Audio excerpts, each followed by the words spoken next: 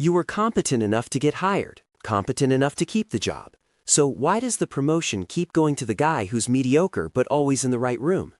Why does your idea get silenced, then applause when someone else repeats it? If you feel like you're always outside a door that never fully opens, that's not a confidence problem. That's not a skills gap. Here's what nobody in your company will ever say out loud. The kid at the popular table grew up, got a title, and built your workplace in their image. Office cliques aren't a personality quirk buried in the employee handbook. They control access, information, visibility, and forgiveness. That last one is why mediocre people keep rising. They can stall your career without leaving a single clean paper trail. In a lot of companies, that's the real operating system, not the one on the org chart, the one underneath it. It usually starts the same way. You show up, and the decisions have already been made. The inner circle is laughing at something that ends the moment you enter. Nobody makes room. You sit on the outside while decisions move through a private channel you don't have. Here's the trick. Cliques don't need to attack you. They just need to not include you. An office clique is a closed social unit that controls access. That's no old definition. Everything else is decoration. The engine is similarity bias, meaning they trust the person who feels familiar, not necessarily the person who performs. Inside a corporation, that bias determines who gets pulled into the pre-meeting meeting where actual decisions happen before the official meeting performs them for everyone else.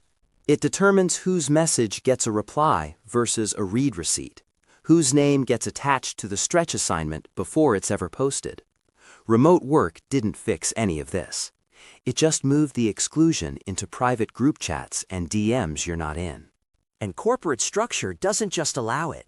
Vague promotion criteria, weak HR, and a cultural obsession with culture fit, which is similarity bias in recruiter clothing, actively reward it. Now watch how the clique ecosystem actually operates, because the species inside it don't all run the same play. Executive pets control opportunity. Their proximity to leadership isn't earned through performance. It's inherited through shared golf courses, matching alma maters, or the simple fact that the SVP knew their family. They get the stretch assignments before those assignments are ever posted. Result? You're competing for whatever's left. Corporate language for not worth investing in. Legacy loyalists control information, and they do it deliberately. The tenured employees who treat institutional knowledge like personal property, who won't train you completely, who speak across you in meetings, and who shake their heads about culture fit when you stumble in the information vacuum they built. Each layer locks you out a little further. And then the most sophisticated configuration, the diversity tokens, who control optics. Sometimes DEI is real. Sometimes it's window dressing, and cliques thrive in the window dressing version, where employees of color, women, and LGBTQ colleagues appear on recruiting materials, while the rooms where actual decisions happen stay unchanged. The branding neutralizes criticism. The clique underneath it operates completely undisturbed. Here's why you over-prepare for meetings now. Here's why you reread emails 3 times before sending them to people who once made you feel dismissed. Brain imaging studies show social rejection activates the same pain centers as physical injury. That means being frozen out isn't just uncomfortable. It creates a hypervigilant background anxiety that follows you into every interaction, stealing your focus before you've opened your laptop. Meanwhile, the people doing the freezing are having a completely different experience. In-group favoritism creates a warm distortion that makes clique members' behavior feel not just normal, but righteous. They don't think they're running an exclusion operation. They think they're just close. That blind spot is why confronting them is so disorienting. You're presenting evidence to people who experience the same events as proof of friendship. Bystanders, the co-workers who witness the credit theft and the passive-aggressive dismissal and say nothing, aren't simply cowards. When everyone sees something and nobody moves, each person absorbs the crowd's silence as permission. That silence becomes the social consensus, and the clique weaponizes it through gossip calibrated precisely enough to make you question your own read on reality. The feedback delivered through a third party, The way your contribution gets absorbed into someone else's presentation so cleanly, you start to wonder if you imagined making it. Same psychological playbook as high school, higher stakes than anything high school ever threatened. The personal cost doesn't show up anywhere reviewable, which is exactly how it survives. Workplace ostracism is linked with chronic stress, poor sleep, and burnout that looks from the outside like underperformance, but is really the mental cost of always being socially on guard at work. The standard response, working harder, producing more, betting that exceptional output will eventually override the social architecture, is the trap. It almost never works because the architecture is the architecture. Promotions happen in the informal spaces the clique controls. Exceptional performance from an outsider doesn't read as qualifying. It reads as threatening.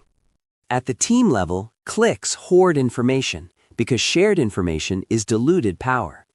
They generate the specific quiet resentment that shows up not as confrontation, but as missed deadlines and the kind of exhausted contempt that makes every cross-team meeting feel like negotiating without a treaty.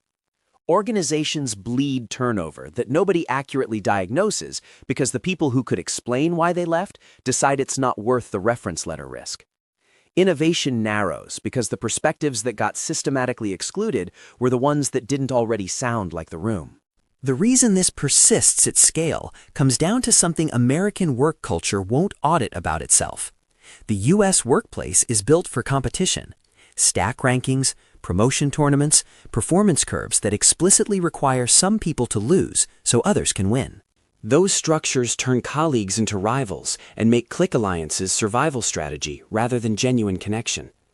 HR exists in most organizations not to protect employees, but to manage the company's liability. And clique dynamics almost never produce the singular documented incident that triggers a formal response. What they produce is pattern, cumulative exclusions, the slow erosion of someone's professional confidence, a thousand-cut experience that's nearly impossible to prove and very easy to explain away one incident at a time. The people positioned to stop it are frequently the people the structure benefits. The high school cafeteria didn't mature into something more equitable when everyone got older. It got a budget, a title system, and enough corporate language around it to make the exclusion sound like meritocracy. So here's where that leaves you.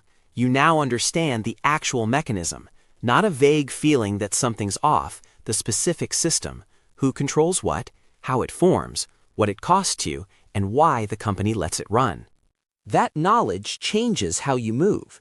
You stop over-investing in output as your only lever.